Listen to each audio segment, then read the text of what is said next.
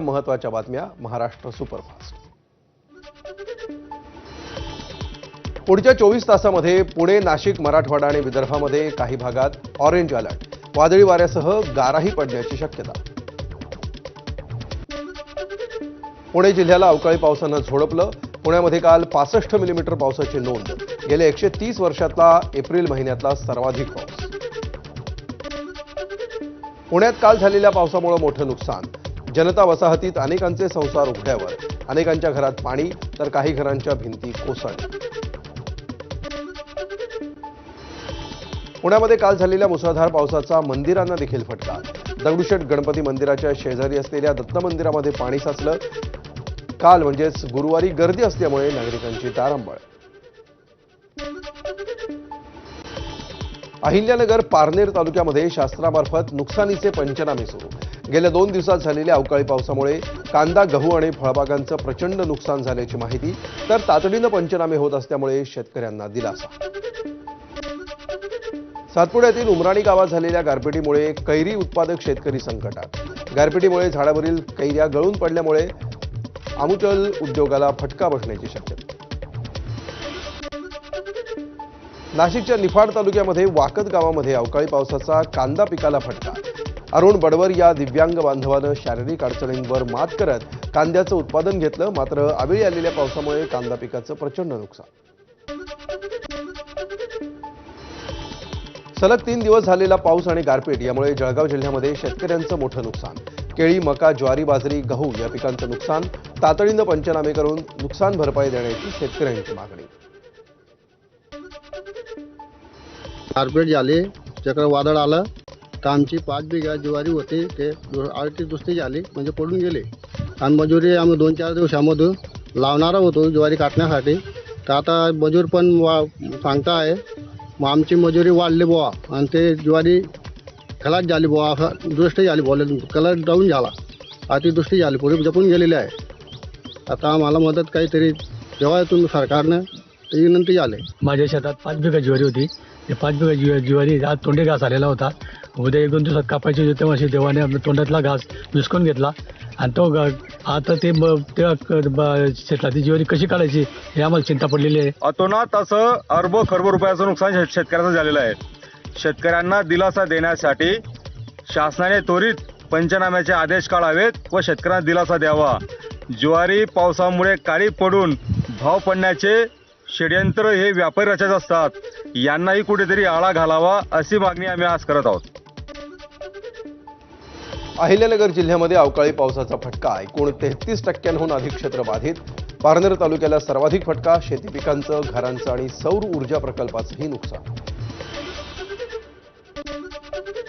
सिंधुदुर्ग जिल्ह्यातल्या अनेक भागांना अवकाळी पावसानं झोडपलं। बदलत्या वातावरणाचा आंबा आणि काजू पिकाला फटका, नाचणीचं उभं पीक जमीनदोस्त, शेतकरी चिंतेत। धुळ्याच्या शिरपूरमधील कृषी उत्पन्न बाजार समितीमध्ये ठेवलेला शेतमाल अवकाळी पावसामुळे भिजला। सलग सुट्ट्यांमुळे बाजारातले व्यवहार होते बंद। अनेक गावांमधून शेतकरी आपला मका, गहू विक्रीसाठी बाजार समितीमध्ये घेऊन आले होते।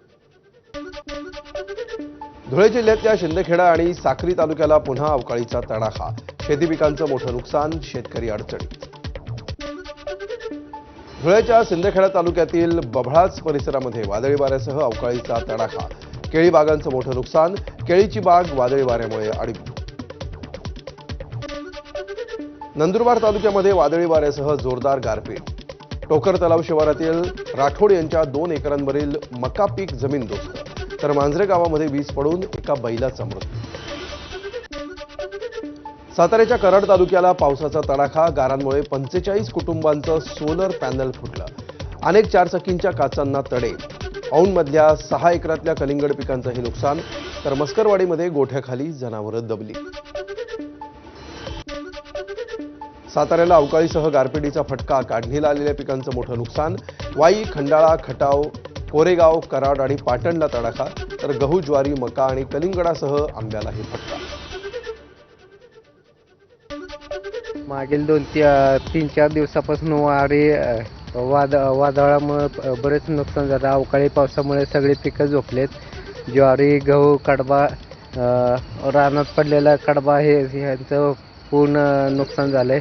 आणि झाडं फळे लागलेले आंब्याचे फळे म्हणा, शेवगा हे सगळे गारपिटानं सगळे नुकसान झाले फळांचे. तात्काळ प्रशासनाने नुकसान भरपाई द्यावी शेतकऱ्यांना. अहिल्यानगरच्या पारनेर तालुक्यामधील म्हस्केवाडीमध्ये अवकाळीचा फटका. कलिंगड आणि कांदा पिकांचं मोठं नुकसान. सरकारनं भरीव मदत करण्याची शेतकऱ्यांची मागणी. अहिल्यानगरच्या पारनेर तालुक्यातल्या म्हस्केवाडीमध्ये अवकाळी पाऊस आणि गारपिटीनं शेती पिकांचं मोठं नुकसान. कलिंगड, कांदा, डाळिंब, आंबा, गहू या पिकासह इतर पिकांचं मोठं नुकसान. हातातोंडाशी आलेलं पीक वाया गेल्यामुळे महिलांच्या डोळ्यामध्ये अश्रू. फाराशी हिरवीगार थाप होती, अशी कांदा वाढलेला होता आणि हे बघा कसं झाले. गरिबांच्या तरी तोंडा का बघा असं मला वाटतं. कारण आमचं काय नाही, पण त्यांनी कष्ट केलेत. हा, म्हणून मी म्हणते तुम्ही एवढी भरपाई द्या आम्हाला. फक्त खत औषधाचं तरी निघलं पाहिजे. भंडाऱ्यामध्ये अवकाळीमुळे 302 हेक्टरवरच्या पिकांचं नुकसान. मका, आंबा आणि पालेभाजी उत्पादक शेतकऱ्यांना फटका. नुकसानग्रस्त भागातले पंचनामे तातडीनं करण्याचे भंडाऱ्याचे जिल्हाधिकारी सावंत कुमार यांचे आदेश. पाऊस, गारपीट याच्यामुळे सगळी 3 एकरापैकी 2 एकराची मका पीक हे जमीनदोस्त झालेले आहेत. तरी शासनाला अशी विनंती आहे की याची पीक पाहणी करून, पंचनामे करून यांची भरपाई देण्यास करावे, हे माझी नम्र विनंती आहे. धाराशिवमध्ये अवकाळी पावसाचा तडाखा. भूम तालुक्यातील चिंचपूरमध्ये द्राक्ष बागेचं मोठं नुकसान. नातवानं काबाड कष्ट करून पिकवलेली बाग जमीनदोस्त झाल्यामुळे आजीच्या डोळ्यात अश्रू. पुण्यामध्ये काल दुपारी अचानक वादळी वाऱ्यासह मुसळधार पाऊस. मंदिराशेजारी वडाचं झाड हातगाडीवर कोसळलं. घटनेमध्ये फूल विक्रेतीचा मृत्यू. धाराशिव जिल्ह्यामध्ये अवकाळी पावसामुळे शेतकरी पशुपालकांचंही नुकसान. 2 दिवसामध्ये वीज पडून 7 जनावरांचा मृत्यू. गेल्या महिन्यातही 15 जनावरं मृत्युमुखी पडल्यामुळे नुकसान भरपाई देण्याची मागणी.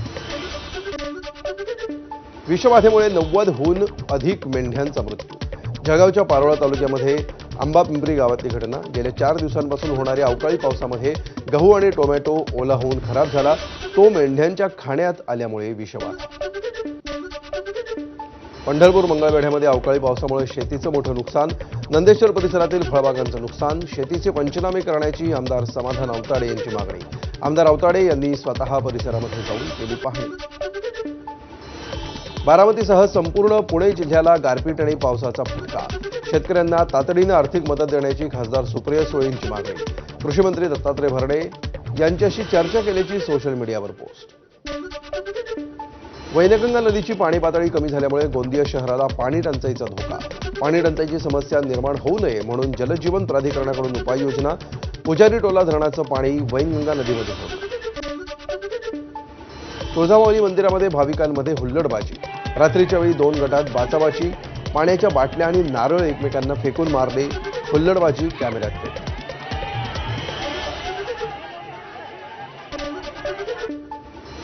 नागपूरच्या वाना डोंगरी भागातील मातोश्री नगरामध्ये पंकज ठाकूर या पोलीस कर्मचाऱ्याची हत्या. जाब विचारण्याच्या रागामध्ये परिसरातल्या टवाळखोरांनी हत्या केल्याची प्राथमिक माहिती. आकाश मंडल या आरोपीनं लोखंडी सळई पंकज यांच्या छातीत खुपसली. धार्मिक कार्यक्रमामध्ये 15 वर्षीय अल्पवयीन मुलीचं 35 वर्षीय पुरुषासोबत लग्न लावल्याची धक्कादायक घटना. नागपूर जिल्ह्यातल्या नरखेडच्या मालापूर गावातली घटना. बालसंरक्षण पथकानं अल्पवयीन मुलीला सोडवलं. नवी मुंबईमध्ये ऐरोलीच्या पालिका रुग्णालयामध्ये आयसीयू बाहेर नवजात बाळासमोर चक्क शंखनाद. डमरू देखील वाजवला. Video viral. शंख वाजवल्यामुळे रुग्णालयातले कर्मचारी जमा.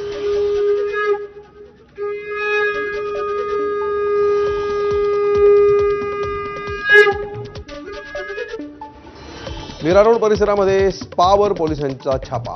स्पाच्या नावाखाली देहविक्रीचा व्यवसाय. 14 मुलींची पोलिसांकडून सुटका. यामध्ये थायलंड आणि भारतीय मुलींचाही समावेश. बीडच्या परळीमध्ये सेवानिवृत्त बँक कर्मचाऱ्याला डिजिटल अरेस्ट दाखवून 23 लाखांची फसवणूक. 3 आरोपी अटक. आरोपींकडून 3 लाख रुपये रोकड तसंच 3,20,000 रुपये बँक खात्यावर गोठवण्यात आले. ज्योतिबाच्या चैत्र यात्रेदरम्यान चोरट्यांचा भाविकांच्या दागिन्यांवर डल्ला. यात्रेदरम्यान 24,60,000चे दागिने लंपास. कोल्हापूरच्या कोडोली पोलीस ठाण्यामध्ये भाविकांच्या तक्रारी. सीसीटीव्ही फुटेजच्या सहाय्यानं चोरट्यांचा शोध सुरू. विरारच्या मनबेलपाडा 100 फीट रोडवर तरुणांची स्टंटबाजी. एक तरुण 2 चालत्या स्कूटींवर उभा राहिल्याचा व्हिडिओ व्हायरल. कोल्हापूरच्या शिंगणापूर बंधाऱ्यावर आंघोळीसाठी गेलेला 38 वर्षीय व्यक्ती बुडाला. आपत्ती व्यवस्थापन विभागाच्या जवानांच्या अथक प्रयत्नांनंतर मृतदेह शोधण्यात यश. क्रेनवर चढताना शिडीवरून घसरून तरुण ऑपरेटर 40 फूट खोल पाण्यात पडला. पोहता न आल्यामुळे तरुणाचा मृत्यू. तालुक्यातल्या रिंग रोडच्या कामादरम्यान अपघात. मुंबई गोवा महामार्गावर अपघात. ओमकार ट्रॅव्हल्स रायगडातील सुकेळी खिंडीमध्ये उलटली. अपघातामध्ये दोघांचा मृत्यू तर उर्वरित 8 जण जखमी. लोंबकळणाऱ्या विद्युत तारांच्या शॉर्ट सर्किटमुळे फटाक्यांसारखी आतषबाजी. नांदेडच्या देगलूर नाका भागातील दुर्घटना. महावितरणच्या दुर्लक्षित कारभारावर स्थानिकांचा संताप. वसई परिसरातील रांचेत गावामध्ये पिसाळलेल्या कुत्र्याचा 7 ते 8 जणांना चावा. घटनेची माहिती मिळताच महापालिकेच्या पथकाकडून कुत्र्याला पकडण्यात यश. तसंच कुत्र्याच्या चाव्यांमुळे जखमी झालेल्यांची प्रकृती स्थिर असल्याची माहिती. रत्नागिरीच्या संगमेश्वर तालुक्यातील साखरपा जाधववाडी या ठिकाणी खासगी बस जळून खाक. बसमधील 30 प्रवासी सुखरूप बाहेर पडल्यामुळे अनर्थ टळला. पुण्याहून रत्नागिरीच्या दिशेने येत होती खासगी बस.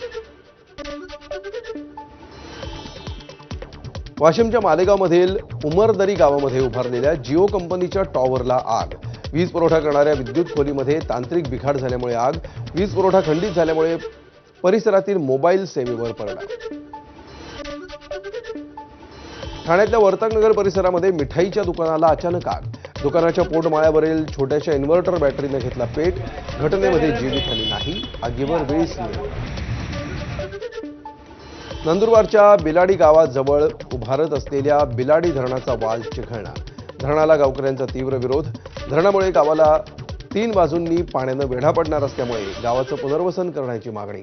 न्याय मिळवून देण्याचं आमदार चंद्रकांत रघुवंशी यांची भूमिका.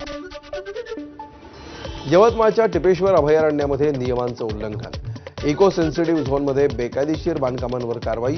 15 रिसॉर्ट आणि पर्यटन केंद्रांना नोटीस. वन विभागाकडून काम थांबवायचे आदेश. जे काय रिसॉर्ट्स बांधण्यात आलेले बऱ्यापैकी त्यांनी अकृषक म्हणजे एनएची परवानगी घेतलेली आहे. मात्र बांधकामासाठी त्यांनी जिल्हास्तरीय समितीची परवानगी घेतलेली नाही आहे. नोटिसेस दिल्यानंतर आता हॉटेल मालकांकडनं व्यवस्थापनाकडनं आम्हाला प्रस्ताव यायला सुरू झालेले आहेत. एप्रिल महिन्यामध्ये एक जिल्हाधिकारी महोदयांच्या अध्यक्षतेखाली सभा नियोजित आहे. त्या सभेमध्ये सर्व प्रस्तावांवरती चर्चा केली जाईल आणि त्यानुसार योग्य तो निर्णय घेण्यात येईल. भंडाऱ्यातल्या साकोली तालुक्यामध्ये नवेगाव नागझिरा परिसरामध्ये नरभक्षक वाघाची दहशत. 16 दिवसामध्ये वाघानं घेतला दोघांचा जीव. एक महिला जखमी. 100 वन कर्मचाऱ्यांचं मिशन वाघ ट्रॅप कॅमेरे आणि ड्रोनच्या सहाय्यानं शोध मोहीम सुरू. 19 तारखेपासून वाघाने आतापर्यंत 3 हल्ले केले. त्याच्यात दोघांचं एक पुरुष आणि एक महिला मरण पावली आणि तिसरं पेशंट नागपूरला ॲडमिट आहे. आणि त्याच्यामध्ये शेतकऱ्यांमध्ये आणि गावकऱ्यांमध्ये खूप दहशत पसरली आहे. लवकरात लवकर कसं वाघाला ट्रॅप करता येईल आणि लोकांना त्याच्यापासून कसं निश्वास कधी जनता श्वास टाकते असं झालं आहे आता. भंडाऱ्यातील साकोली तालुक्यामध्ये नवेगाव नागझिरा परिसरामध्ये नरभक्षक वाघाची दहशत. पोलीस आणि वन अधिकाऱ्यांसमोर ग्रामस्थांचा संताप. ग्रामस्थांकडून 2 दिवसांचा अल्टिमेट.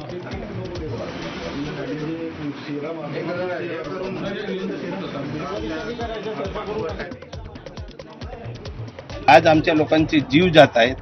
फार कठीण आहे आणि म्हणून आम्ही त्यांना अल्टिमेट दिलेला आहे की त्यावेळेसच सांगितलं की 8 दिवसाचं त्यांनी सांगितलं होतं 8 दिवसात आम्ही पकडून दाखवू.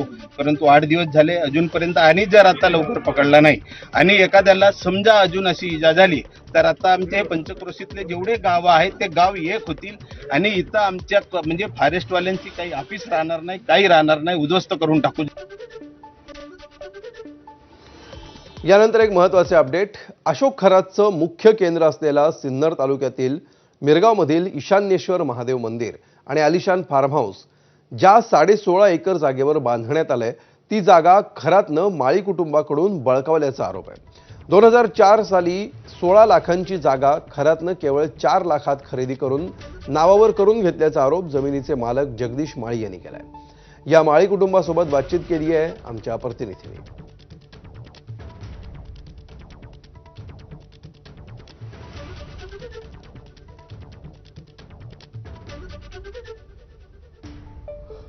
माळी कुटुंब आहेत हे सख्खे 4 भाऊ. 1997 मध्ये यांनी ज्या ठिकाणी या बोंधू अशोक खरातचा आज आलिशान फार्म हाऊस आहे, ज्या ठिकाणी ते ईशान्येश्वर मंदिर उभारले गेलंय, ती जवळपास 16.5 एकर जागा या बोंधू अशोक खरातने याच माळीच्या कुटुंबियाच्या भावांकडून खरेदी केली होती 2004च्या दरम्यान. आम्ही सर्वसाधारणतः 1997 साली जागा खरेदी जगन्नाथ बोबे पाथऱ्याचे यांच्याकडनं व्हाईट कॅशने 15 लाखाला खरेदी केली होती. त्याच्यानंतर काही आम्ही आर्थिक अडचणीत आल्यामुळे खूप आर्थिक विवंचनेमुळे तर मग शेवट आम्ही गिऱ्हाईक शोधत असताना हे खरात साहेब तिकडे आले आणि त्यांना ती जमीन पसंत पडल्यानंतर त्यांनी जवळजवळ आम्हाला भुरळ पाडल्यागत अवघी खूप कमी किमतीत ती जमीन आमच्याकडून खरेदी केली त्यांनी. असं सदर जागे विकण्याकरता आम्ही स्वतः वैयक्तिक मी खूप प्रयत्न केले. नाशिकमध्ये बरोबर लोकांकडे आम्ही माझे उतारे दिले, परंतु अशा व्यक्तींनी त्या जागेवर किंवा त्या उतऱ्यावर आमच्या काय प्रयोग केली असल्यामुळे काय तर आम्हाला जी माहिती मिळाली नंतर प्राप्त माहिती अशी मिळाली की ही लोक रात्रीची येऊन त्या जागेवर जेव्हा त्यांना जागा पसंत पडली, जेव्हा आमच्या जागा विकायच्यानं कळालं, त्यांनी पण अगोदर सुरुवातीला काही गिऱ्हाईक पाहिजे प्रयत्न करा, पण नंतर जे विचार बदलले किंवा त्यांची काही नियत बदलली, मग त्यांनी ती स्वतःच घेण्याचा निर्णय घेतला. तर ते रात्री येऊन ती पूजा अर्चा करायची आणि त्या पूजा अर्चा करताना मग आमच्या लक्षात आलं का इथं आम्ही दुसरे ग्राहक आणतो बी तर ग्राहकाला जागा पसंत पडते, ग्राहक घरी फोन करत नाही, काही नाही. मग यांनी त्या उतऱ्यावर त्या जागेवर काय प्रयोग केली असावा यामुळं कदाचित एक मनामध्ये शंका वाढण्यास एक वाव मिळतो. त्या जागेसंदर्भात एक किस्सा असा काहीतरी सांगितला जातो का त्या विहिरीत कोणतरी मुलगी मयत झाली होती आणि ते काय नेमकं काय माहिती आहे का तुम्हाला?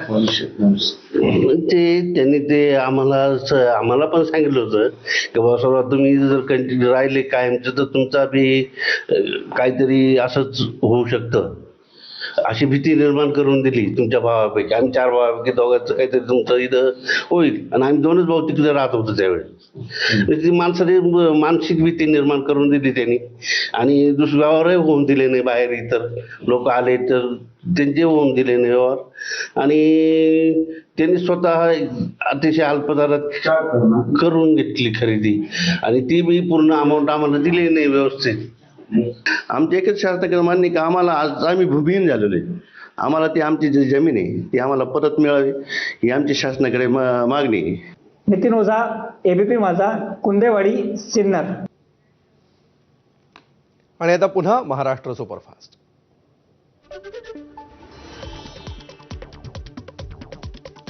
जळगावच्या मन्यारखेडा गावात जवळ श्री बद्रीनाथ संस्थानच्या विश्वातील एकमेव ग्रह राशी नक्षत्र मंदिराचा मूर्ती प्राणप्रतिष्ठा आणि कलाशरोहण सोहळा प्रसादजी महाराजांच्या हस्ते कलशरोहण.